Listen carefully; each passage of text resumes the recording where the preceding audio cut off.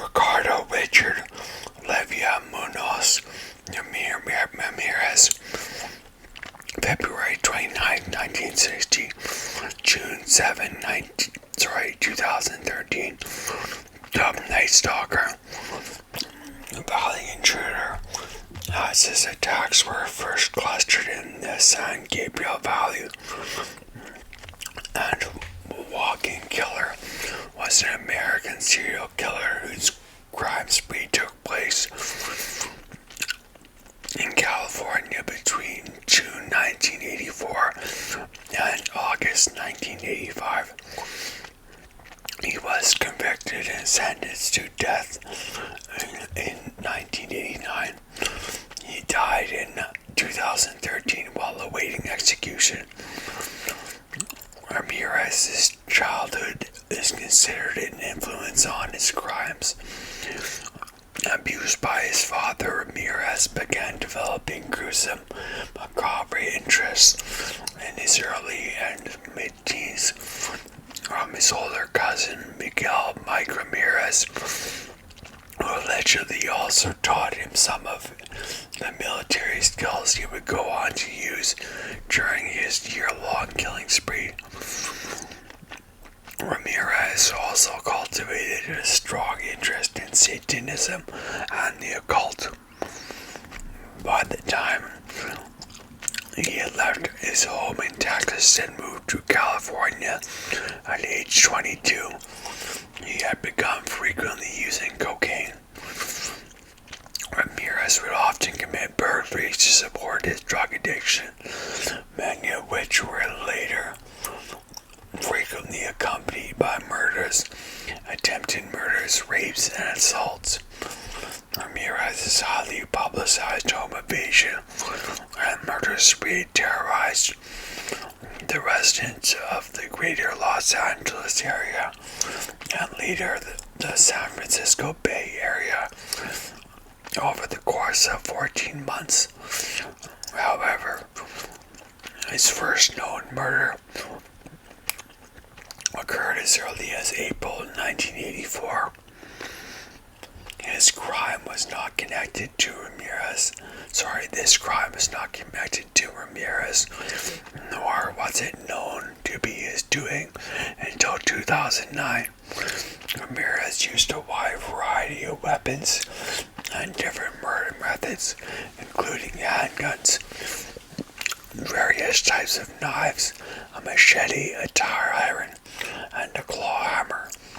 He punched, pistol whipped, and strangled many of his victims, both with his hands and in one instance, a ligature stomped at least one victim to death in her sleep, and tortured another victim by shocking her with a live electrical cord.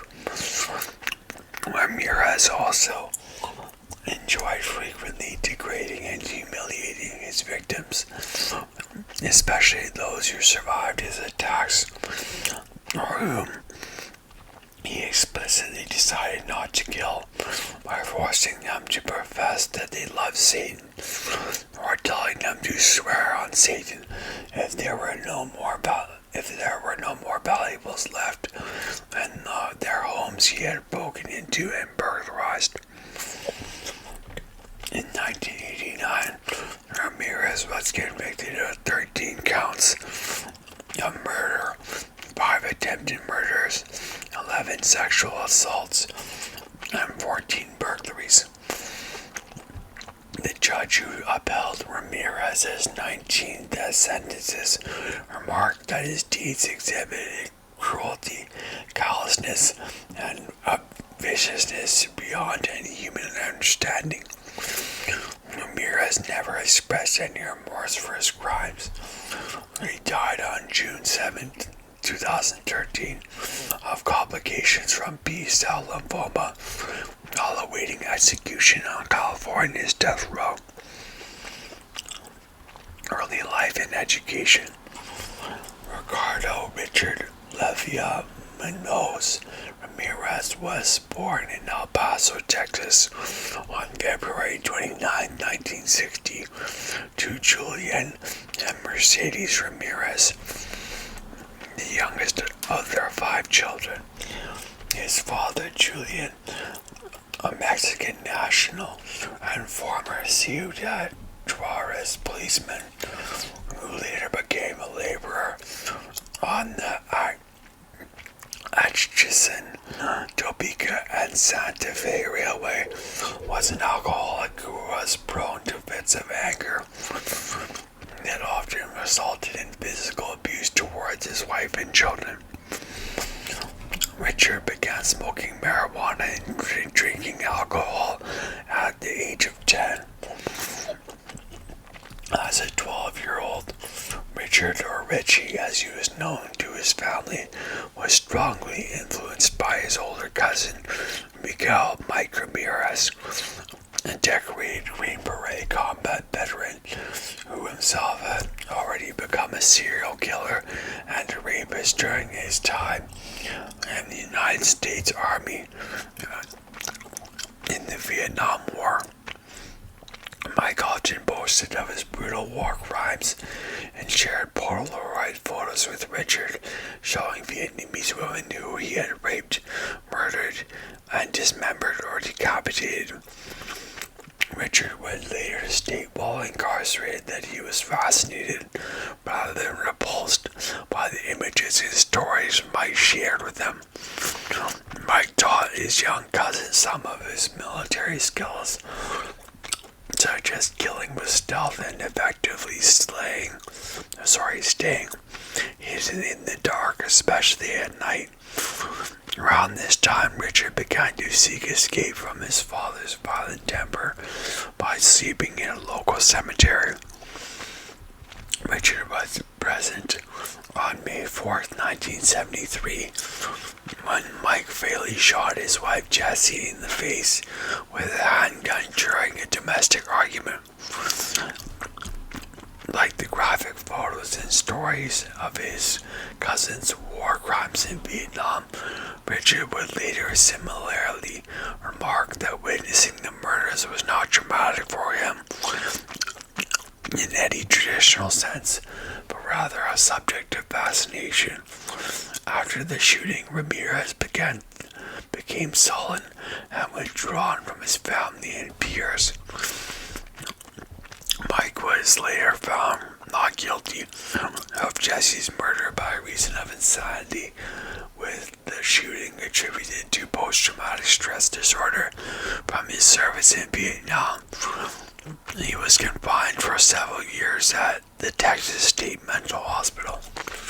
Shortly after the shooting, Richard moved in with his older sister Ruth and her husband Roberto, an obsessive peeping Tom, who Richard along on his nocturnal exploits. After Mike was released from the mental hospital in 1977, he sometimes accompanied Richard and Roberto on these voyeuristic walks, spying on women in the nearby areas through their windows. By the time Richard had turned 14 in early 1974, he began using LSD frequently, and Mike resumed bonding over their shared use of drugs and alcohol. It was during this period that Richard began to cultivate an interest in Satanism and the occult. When he reached adolescence, Richard Ramirez began to meld his burgeoning sexual fantasies with graphic violence, including forced bondage, BDSM, murder, mutilation, and rape. While still in school, he took a job at a local Holiday Inn and used his passkey to rob sleeping patrons. On at least one occasion, Ramirez molested 2 children in the elevator at the hotel, but he was never reported or prosecuted for this act. His employment ended abruptly after Ramirez attempted to rape a woman in her hotel room and was caught in the act by the victim's husband. Although the husband beat Ramirez at the scene, criminal charges were dropped when the couple, who lived out of the state, declined to return to Texas to testify against him. Ramirez dropped out of Jefferson High School in the 9th grade in 1982 at the age of 22. He moved to and settled permanently in California. It was around this time that Ramirez began to use cocaine, which quickly became his substance of choice, and began to commit theft and burglaries to procure money for sustaining his addiction. He lived nomadically between San Francisco and Los Angeles County during this time prior to his incarceration. He frequently traveled between the northern and southern areas of California, both before and during his year-long crime spree. Murders. On April 10, 1984, Ramirez murdered Mei Long, a 9-year-old Chinese-American girl, in the basement of his apartment building in the Tenderloin district of San Francisco. Long was with her 8-year-old brother and looking for a lost $1 bill when Ramirez approached the girl and told her to follow him into the basement to find it. Once they were in the basement, Ramirez beat, strangled, and raped Long before stabbing her to death with a switchblade, hanging her partially nude body from a pipe by her blouse. The killing was not linked to Ramirez until 2009, when his DNA matched to a sample obtained at the crime scene. In 2016, officials disclosed evidence of a second suspect identified through another DNA sample retrieved from the scene, who is believed to have been present at Long's murder. Authorities have not publicly identified the suspect, described as being a juvenile at the time, and have not brought charges due to lack of evidence. On June 28, 1984, 79-year-old Jenny Binkow was found murdered in her apartment in Glassell Park, Los Angeles. She had been stabbed repeatedly in the head, neck, and chest while asleep in her bed, and her throat slashed so deeply that she was nearly decapitated. Ramirez's fingerprint was found on the mesh screen he removed to gain access to an open window.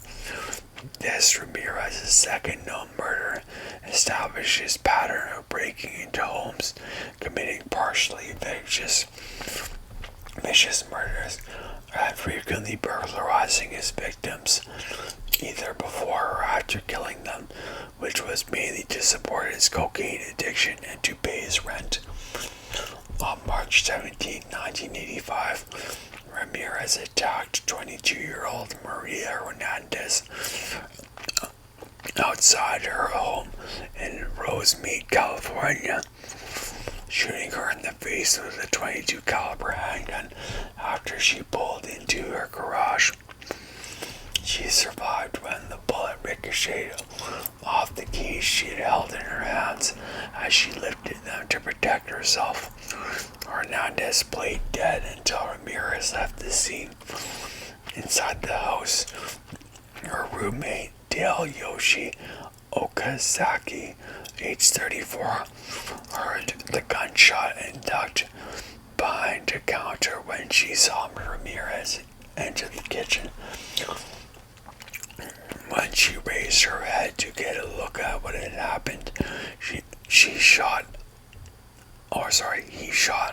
Okazaki once in the forehead, killing her instantly. Within an hour of the mosquito invasion, Ramirez pulled 30-year-old Desai Lian Veronica Yu out of her car in Monterey Park, shot her twice with a .22 caliber handgun, and fled. She was pronounced dead upon arrival at the hospital. The two murders, an attempted third in a single day, attracted extensive coverage from news media, who dubbed the attacker, described as a curly-haired with bulging eyes and wide-spaced rotting teeth, the walking killer, the valley intruder. On March 27, 1985, Ramirez entered a home that he had burglarized a year earlier just outside of Whittier, California. At approximately 2 a.m., had killed the sleeping Vincent Charles Zazara, age 64, with a gunshot to his head from a .22 caliber handgun. Zazara's wife, Maxine Lavenia Zazara, aged 44, was awakened by the gunshot, and Ramirez beat her and bound her hands while demanding to know where her valuables were.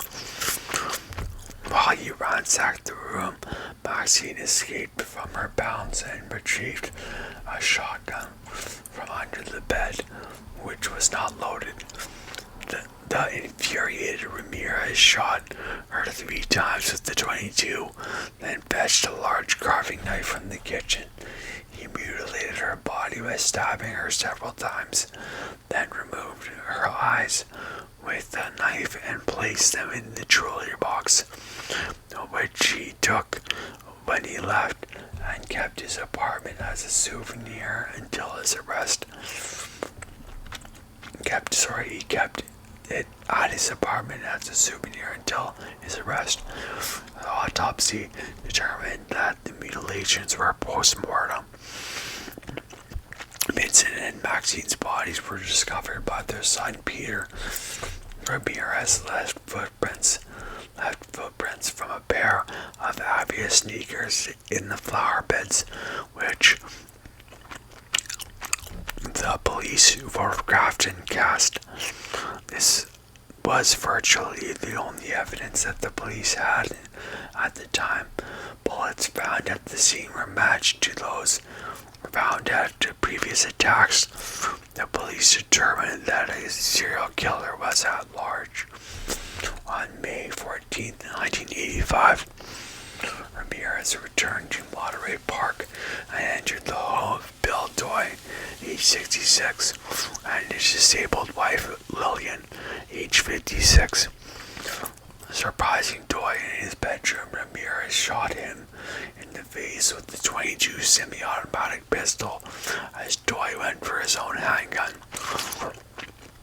After beating the mortally wounded man into unconsciousness, Ramirez entered Lillian's bedroom, bound her with thumb cuffs, then raped her after he had ransacked the home for valuables. Bill Doy died of his injuries while in the hospital. On the night of May 29, 1985, Ramirez drove a stolen car to Monrovia and stopped at the house of Mabel Ma Bell, age 83, and her disabled sister Florence Nettie Lang, age 81. Finding a hammer in the kitchen, he bludgeoned and bound Lang in her bedroom, then bound and bludgeoned Bell before using electrical cord to shock the woman. After raping Lang, he used Bell's lipstick to draw the satanic pentagram symbol on her thigh, as well as on the walls of both bedrooms. The women were found days later, alive but comatose and critically injured. Bell later died of her injuries at the hospital. The next day, Ramirez drove the same car to Burbank and sneaked into the home of Carol Guy, age 42, at gunpoint. He bound Kyle and her 11-year-old son with handcuffs, then ransacked the house.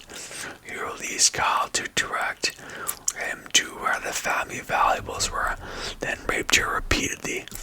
Ramirez also repeatedly ordered her not to look at him, telling her at one point that he would cut her eyes out.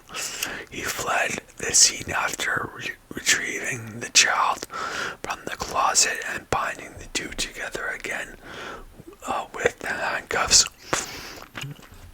On the night of July 2nd, 1985, he drove a stolen car to Arcadia and randomly selected the house of Mary Louise Cannon, age 75, a widowed grandmother. After quietly entering Cannon's home, he found her asleep in her bedroom. He bludgeoned her into unconsciousness with a lamp and then stabbed her to death using a 10-inch butcher knife from the kitchen. Ramirez repeatedly stabbed Cannon's body after she was already dead. She was found dead at the scene. On July 5th, 1985, Ramirez broke into a home in Sierra Madre and bludgeoned 16-year-old Whitney Bennett with a tire iron as she slept in her bedroom. After searching in vain for a knife in the kitchen, Ramirez tried to strangle the girl with the telephone cord. He stated that he was startled to see electrical sparks emanate from the cord, and when the victim began to breathe, he fled the house believing that Jesus Christ had intervened and saved her. Bennett survived the savage beating and attempted strangulation, although 478 stitches were required to close the lacerations into her scalp. On July 7, 1985, Ramirez burglarized the home of Joyce Lucille Nelson, age 60, in Monterey Park, finding her asleep on her living room couch. He beat her to death by stomping on her face repeatedly. A shoe print from an Avius sneaker was imprinted on her face. After cruising to other neighborhoods, he returned to Monterey Park and chose the home of Sophie Dickman, aged 63. Ramirez assaulted and handcuffed Dickman at gunpoint, then attempted to rape her and stole her jewelry. When she swore to him that he had taken everything of value, he told her to swear on Satan. On July 20th, 1985, Ramirez purchased a machete before driving a stolen Toyota to Glendale, California. He chose the home of Leila Needing, age 66, and her husband Maxon, age 68. He burst into the sleeping couple's bedroom and hacked them with the machete, then killed them with shots to the head from a .22 caliber handgun. He further mutilated the bodies with the machete before robbing the house of valuables. After quickly fencing the stolen items from the Needing residence, Ramirez drove to Sun Valley. At approximately 4:15 a.m., he broke into the home of the Kovaneth family. He shot sleeping Janarong Kovaneth in the head with a .25 caliber handgun, killing him instantly, then repeatedly raped and beat Somkid Kovaneth. He bound the couple's 8-year-old son before dragging Somkid around the house to reveal the location of valuable items which he stole. During his assault, he demanded that she swear to Satan that she was not hiding any money from him. On August 6, 1985, Ramirez drove to Northridge and broke into the home of Kristen Virginia Peterson. He crept into the bedroom, startled Virginia, age 27, and shot her in the face with a .25 caliber semi-automatic handgun, and shot Chris in the neck and attempted to flee. Chris fought back while avoiding being hit by 2 more shots during the struggle before Ramirez managed to escape. The couple survived their injuries. On August 8, 1985, Ramirez drove a stolen car to Diamond Bar, California, and chose the home of Sakina Abaweth, age 27, and her husband, Elias Abaweth, age 31. Sometime after 2:30, he entered the house and went into the master bedroom. He killed the sleeping Elias with 1 shot to the head from a .25 caliber handgun. He handcuffed and beat Sakina while forcing her to reveal the location of the family's jewelry, then brutally raped her. He repeatedly demanded that she swear on Satan that she would not scream during the assaults. When the couple's 3-year-old son entered the bedroom, Ramirez tied the child up, then continued to rape Sakina. After Ramirez left the home, Sakina untied her son and sent him to the neighbors for help. Ramirez, who had been following the media coverage of his crimes, left Los Angeles and headed to San Francisco. On August 18, 1985, he entered the home of Peter and Barbara Pan. He shot Peter, age 66, in the temple with a .25 caliber handgun, which killed him instantly. Then he beat and sexually assaulted Barbara, age 62, before shooting her in the head and leaving her for dead. At the crime scene, Ramirez used lipstick to scrawl a pentagram of the phrase "Jack the Knife" on the bedroom wall. Ramirez again left his shoe print at the scene that detectives discovered and matched to a specific pair of aviator shoes that was not common at the time.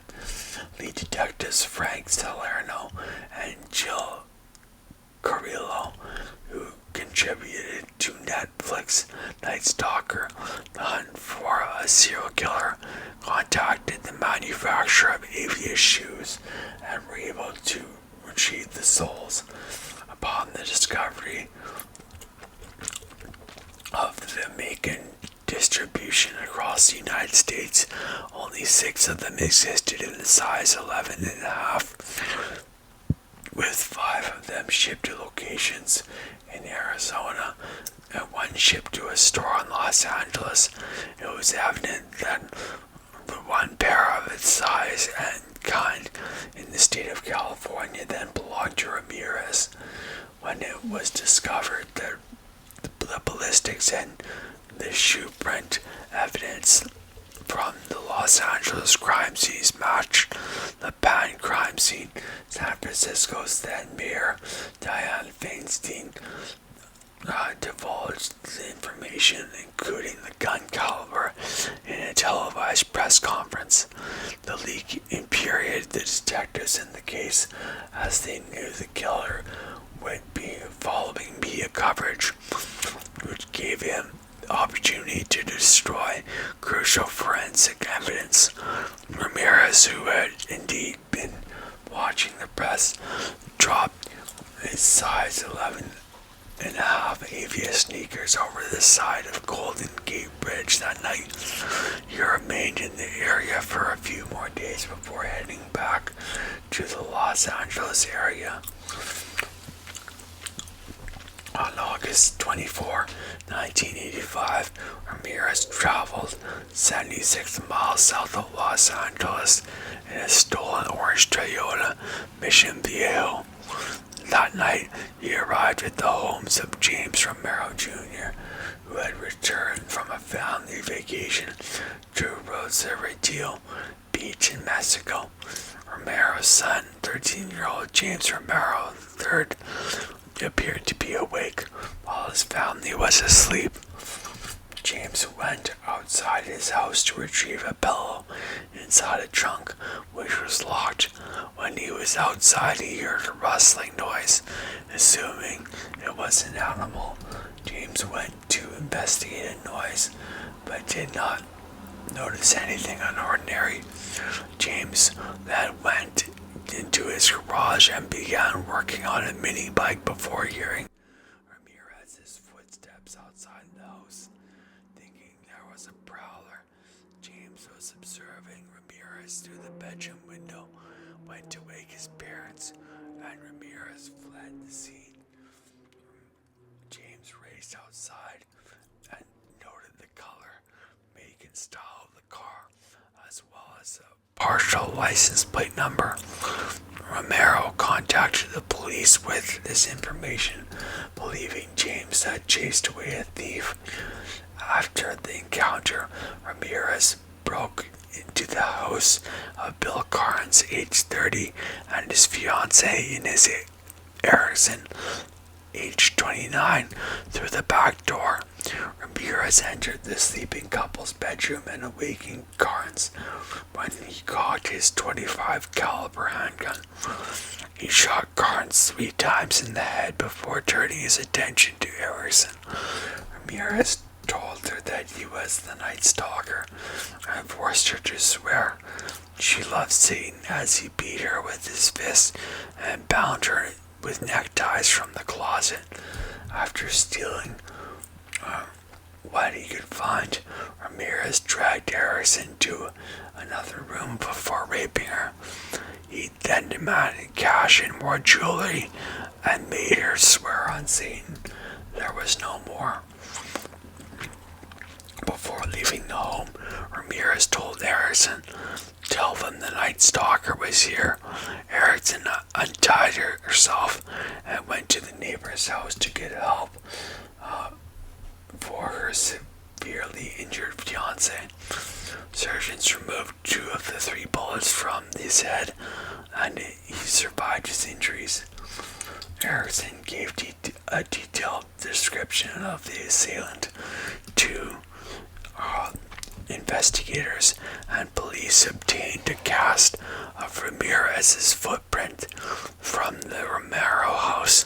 The stolen Toyota was found abandoned on August 28th in Koreatown, Los Angeles, and police obtained a single fingerprint from the rearview mirror, despite Ramirez's careful efforts to wipe the car clean of his prints.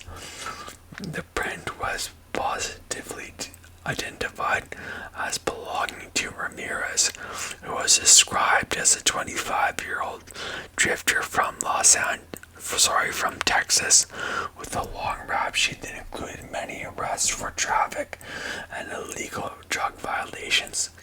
The identification of Ramirez's print was described as a near miracle, as the system used to identify him was recently installed, as well as the fact that the system contained the fingerprints of criminals born after July 1st, 1960, only a month before Ramirez was born.